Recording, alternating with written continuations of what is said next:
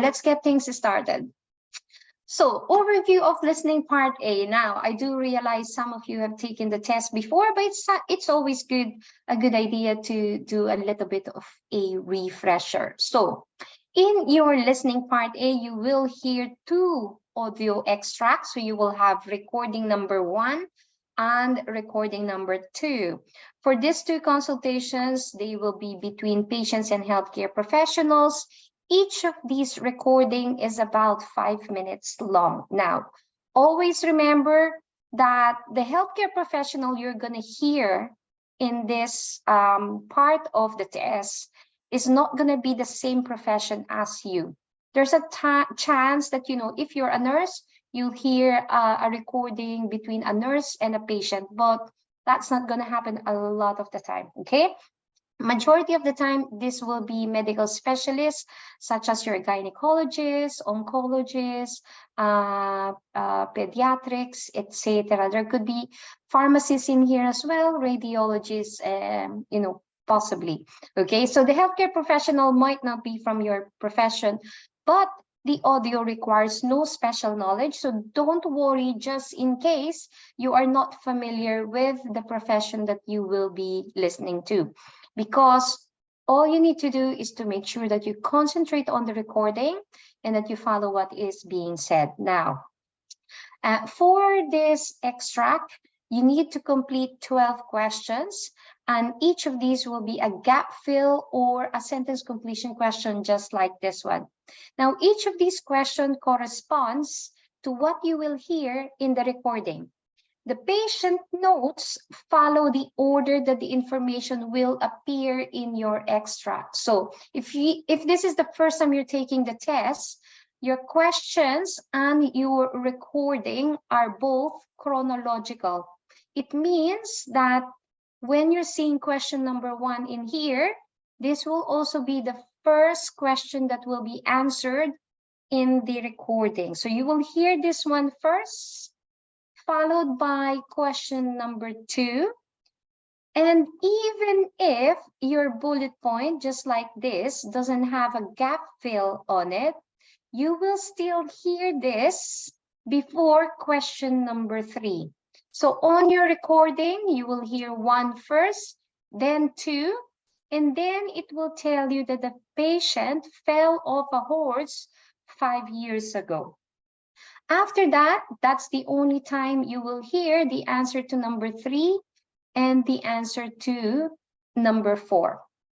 Now, each of these questions, they are grouped into a particular subtopic, and that subtopic corresponds to the typical consultation questions that you have in real life, okay? So typically when you meet patients for the first time, you ask a lot of questions. Now, these questions fall into groups. They could be, you could be asking them their symptoms, their medical history, personal details, medication, and others. In this example, our questions are grouped into previous treatment for question 1 and 2.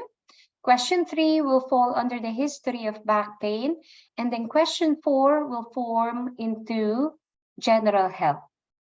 Now, what you're going to do is you need to write a word or a short phrase to complete the gaps, okay? So for every gap fill question, you will need to include your answers within the gap. Now, during the exam, it's very, very important that you do not write anything within the gap area. So even if you write it here at the top, OET will think that is part of your answer. So if you are trying to anticipate or predict your answer, never ever write them anywhere near the gap line, okay? That's a no-no.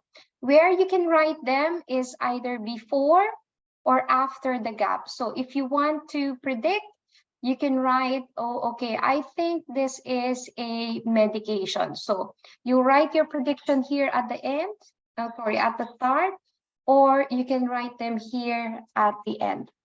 Okay, but just avoid the gap fill area, because sometimes you write your word in here and you think, is this ibuprofen? I'm not sure, okay? And then by the time you actually answered your question, you realize that it is not ibuprofen, but you forgot to erase it or remove it. And by keeping it near that line, even if it's above your answer, OET will still consider that as part of your answer, which means they will mark you wrong, okay?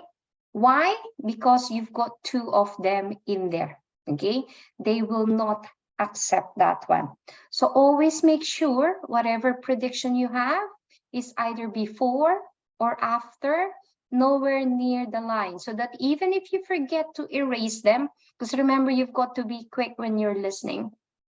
So even if you forget them, they're not going to be counted as your answer. Okay, so if you've got any question, type it on chat, please.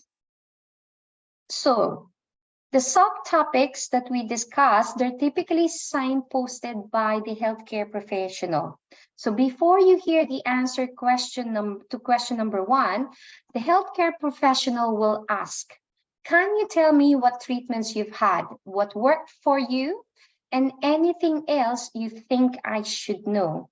So after hearing this question from the healthcare professional, you now know that you are moving into question number 1 and question number 2.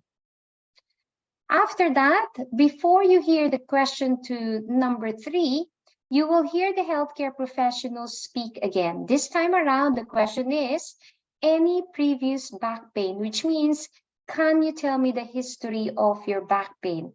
Either the current one or any previous ones that you've had, which is the same as the last question on your screen, which is for number 4. The healthcare professional can ask any other problems. That typically signifies that this professional is asking the patient about their general health. How are they doing right now apart from this problem? Do they have any other problem? Okay, so as you can see, every time you've got a subheading, okay, or a subtopic, it's typically signposted by your medical professional, especially for recording number 1. They're mentioned by the professional first, and then you will hear the patient give you the answers for the gap fill area. Okay, so let's give it a little bit of a try. Okay, typically when you hear your recording, there will be what we call the introduction or the context area. So before you listen, you need to be able to familiarize yourself with the patient notes or the 12 questions, understand the structure or the direction of that consultation. Because when you know what they are going to talk about, and when you can see the different questions and how they are grouped together, it helps you anticipate what you will hear and what the missing information might be. Now, for this example, okay, we are going to listen to a neurologist. So my question to all of you is, when you hear such a context or when you see it in your question paper, what do you think will be the typical information or words or grammar or vocabulary that you will hear when a conversation is between a neurologist and a patient called Nathan Bridges? Okay, if you can type it on chat, what are the typical medications that you might hear in a neurology conversation? What are the typical diagnostic testing? Any words that you can predict might be mentioned in here. Okay, if you can type it on chat. Any vocabulary, name of medication, treatment, testing. Yep, very good. Yes, definitely. Mergy said pain reliever. Definitely there will be pain relief in there. Dr. Tatiana mentioned MRI. That's a very common diagnostic testing for neurology. Yes, NSAIDs or non-steroid, medications. Yes, numbness or tingling sensation. Yes, very good. Okay, so very good, medical knowledge in there. So yes, our professional is a neurologist. Now, if you're not very familiar, neurology basically diagnoses, treat, and manage conditions affecting the brain and the spinal cord, okay? Any disorders of the nerves and the muscles that can activate movement and transmit sensations. When we say sensations, feelings, from around our body to the brain. So this is mostly related to the brain and the spinal cord. So typical medications in here could be, as you've mentioned, NSAIDs, pain relief, painkillers, yeah. Anything to numb or tackle tingling sensation. Anticonvulsants are commonly prescribed for neurological medications as well. Now, for diagnostic testing, the most common ones you probably will hear will be MRI, PET and CT scan. There might be spinal tap and others as well. So whenever you see the context on your question paper or you hear them, anticipate different vocabulary already. And those vocabulary can include, as we discussed, typical medications for this problem and typical diagnostic testing, okay? And also description of feelings. They're very, very common with this type of question. Now let's have a look at our second professional. So in this instance, we're going to hear a dermatologist talking to a new patient called Lucy Clark, okay? So we've got dermatology in here. Same question, what vocabulary can you predict will be heard from the recording? Medications, diagnostic testing, description of feelings.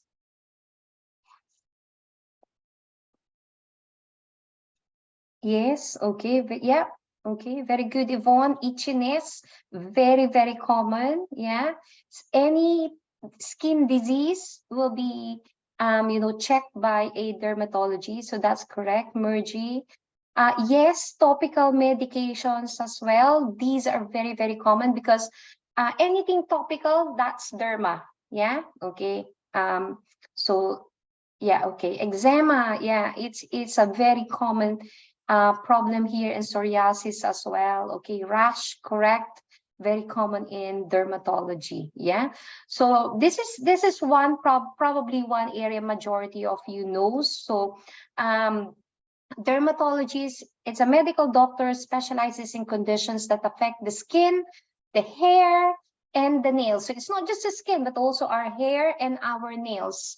This typically includes problems such as rashes, burns, acne, wrinkles. Okay, wrinkles you didn't think would be a medical issue, but it is to a lot of people, and they do come to doctors sometimes. Okay, so eczema, common in here, psoriasis, and any other serious skin conditions such as melanoma or skin cancer.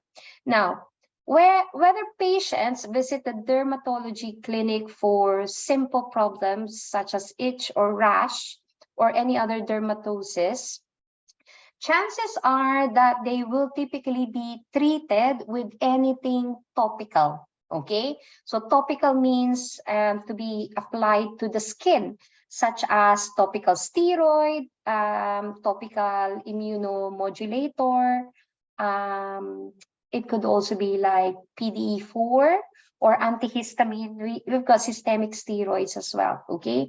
These are the very common drugs that dermatologists prescribe or recommend to their patients. Now, in terms of diagnostic testing, dermatologists can normally diagnose the skin problems by just looking at them, okay?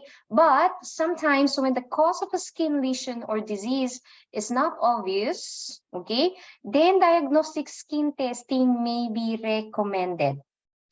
And the diagnostic test that we typically, do in dermatology can include patch testing, okay?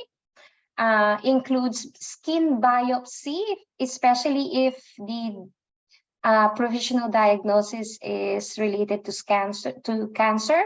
So it could be a skin biopsy. They could be scrapings as well. Scrapings quite common for, like rashes, and also culture testing. Okay.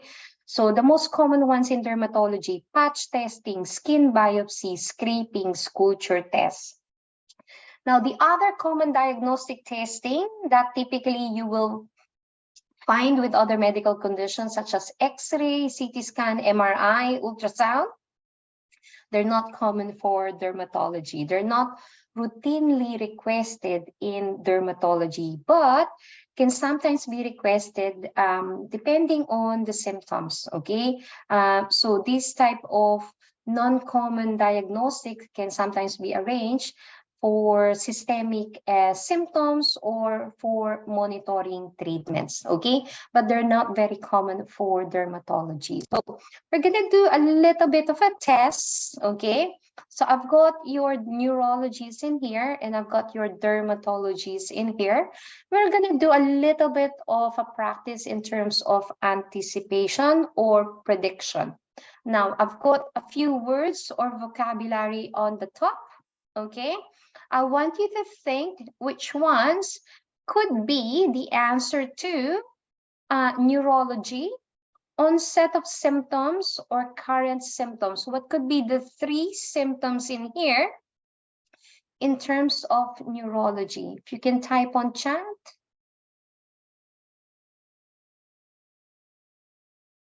Neurology symptoms: anticipate, predict.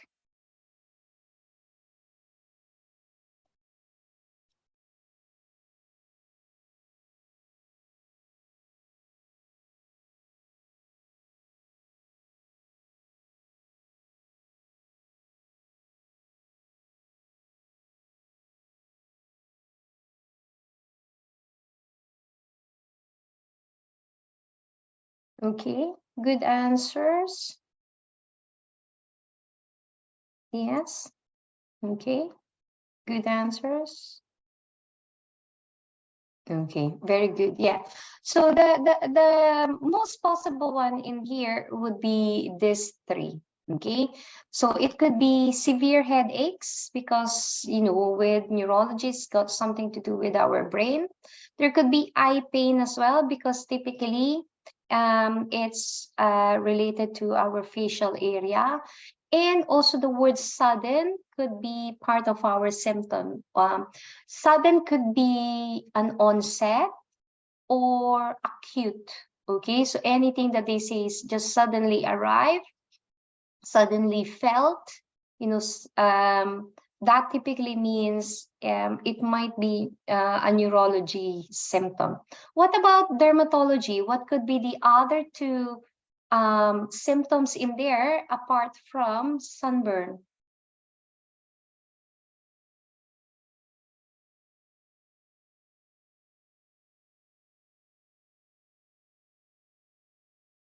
Yes, yeah, very good, Riley. Very good answer.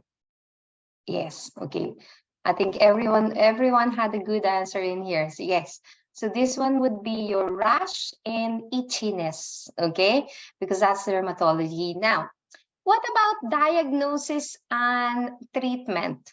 Okay. Now, there are only 2 medications above on your choice, okay?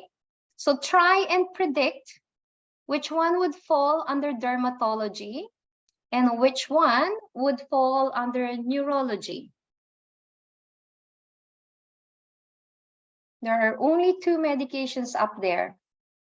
Which one would fall under dermatology and which one would fall under neurology?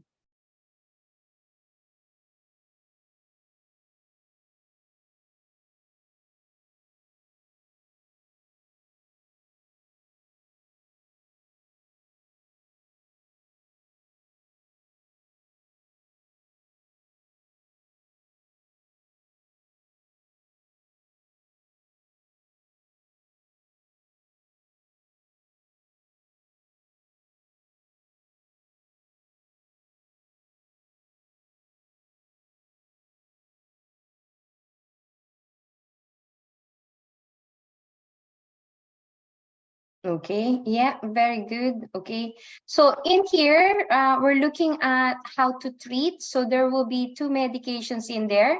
The triptan PRN will be your neurology. How do we know this is the medication there? Because the only other medication is topical corticosteroid, which is common for dermatology. Okay, so anything that says topical in there typically will go under derma. So the other one, which is triptan, is your neurology. How do we know this is a medication? It's got the PRN at the end, which means whenever needed. Okay, this is something that we use when we are writing a prescription. So for the testing and investigations for neurology, we've got the common CT scan and the MRI, while for dermatology, we've got ESR. Okay, now ESR, if you're not very familiar, basically, it's a measurement of the degree of inflammation in the body. So it just checks how inflamed the skin is. Okay, and then patient concerns in here, basically, if they've got severe headache and the problem seems to be affecting the eye, then the most common concern will be, will I lose my eyesight? Okay, so vision loss in here. While in derma, the patient's problem will be all about their skin. And if it is inflamed or it's an open wound, it could be the risk of infection as well.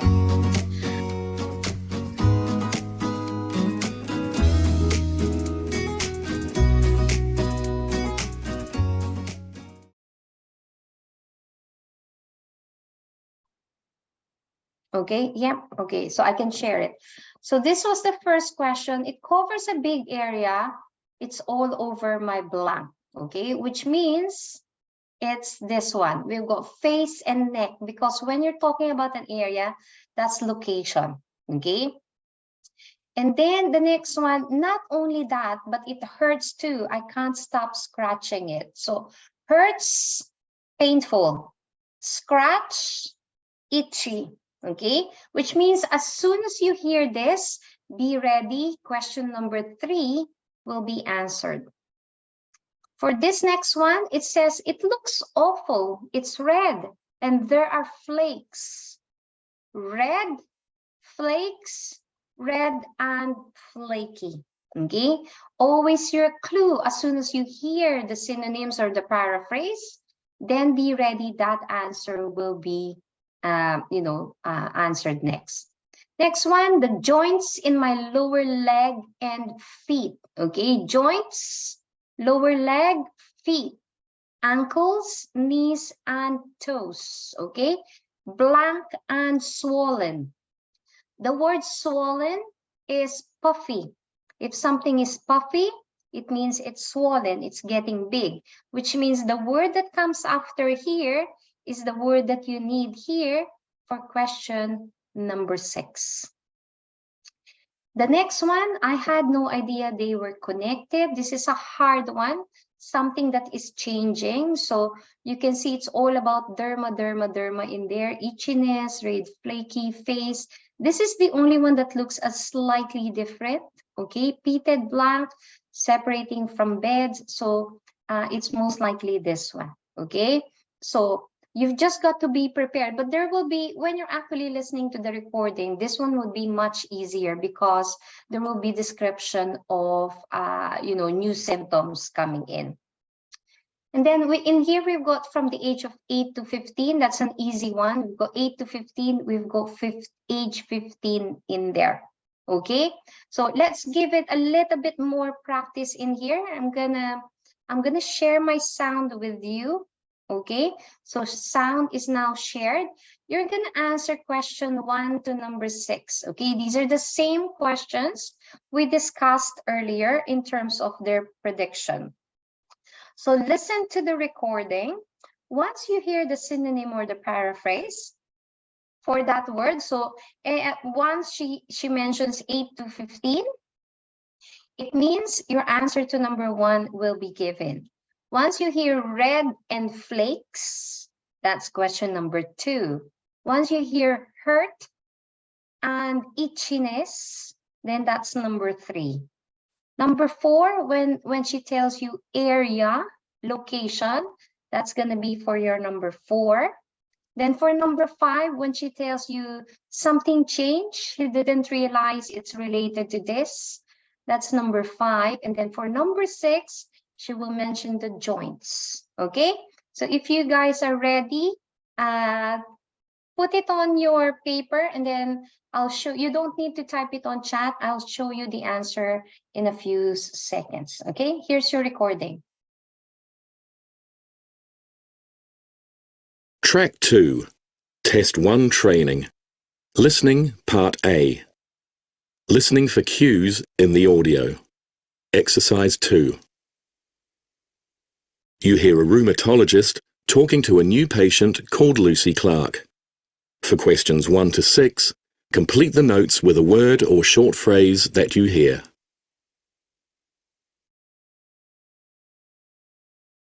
So, Lucy, I understand you've been referred to me because you have psoriasis.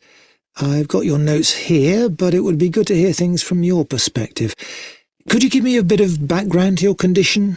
When it started, any treatment you had, and anything else I need to be aware of? Yes, it's all been a bit of a shock, to be honest. I never imagined I'd be dealing with a serious medical condition in my final year at university at the age of 23. I feel totally unprepared.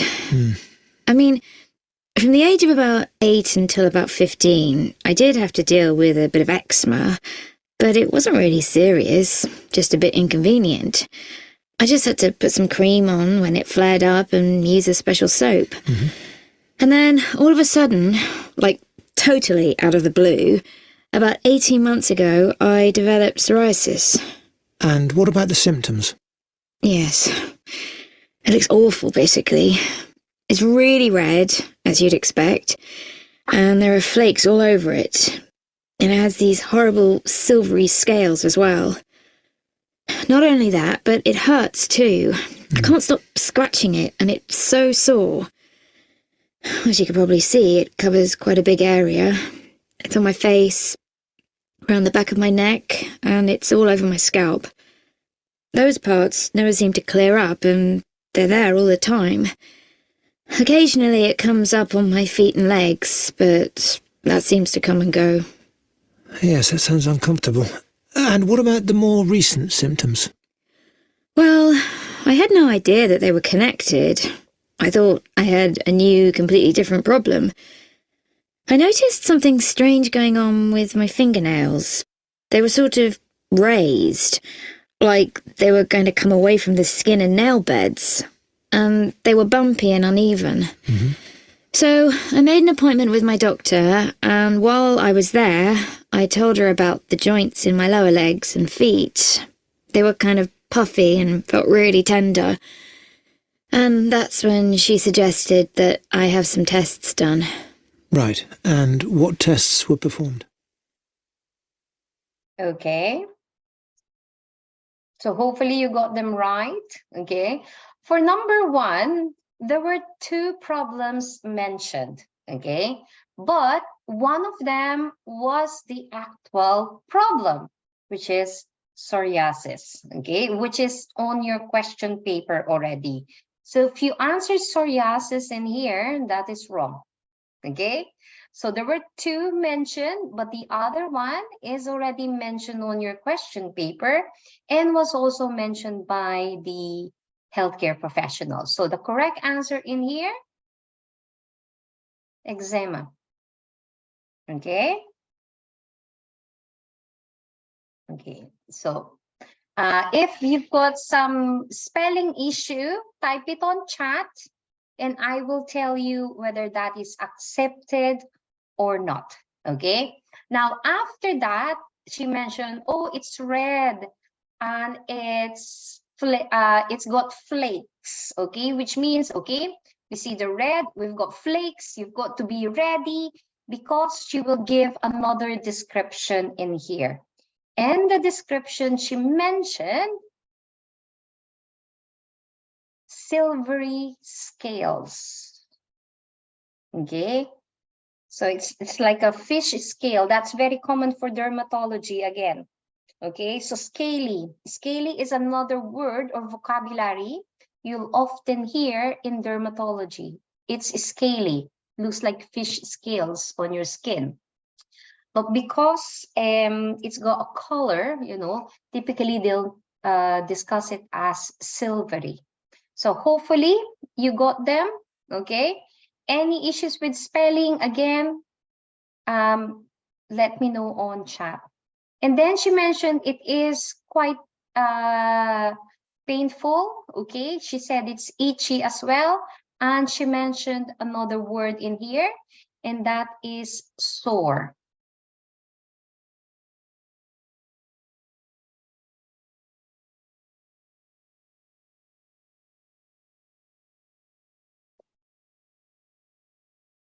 Okay, I've got a question from Mary. She said she wrote scales only. Is it acceptable? Okay. Unfortunately, the answer is no.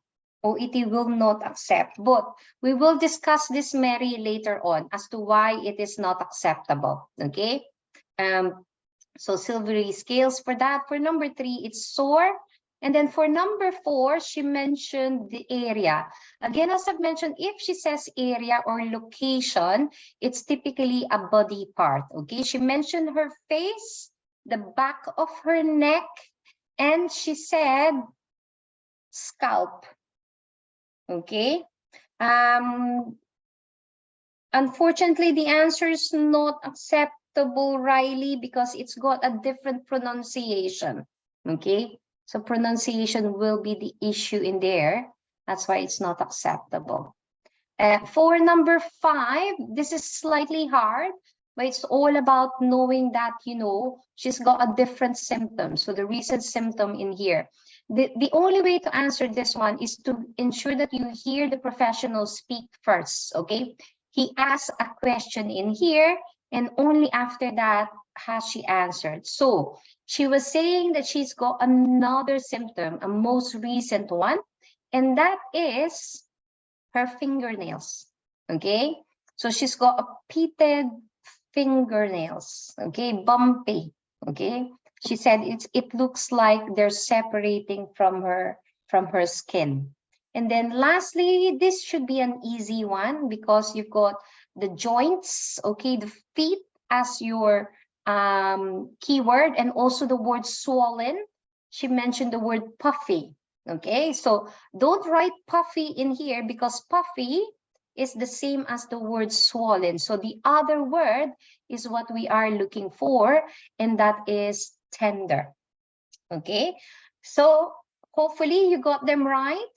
Okay, eczema, silvery scales. So again, if you only answered scales, that's not correct, but we will discuss this. The word sore, scalp, fingernails, and tender.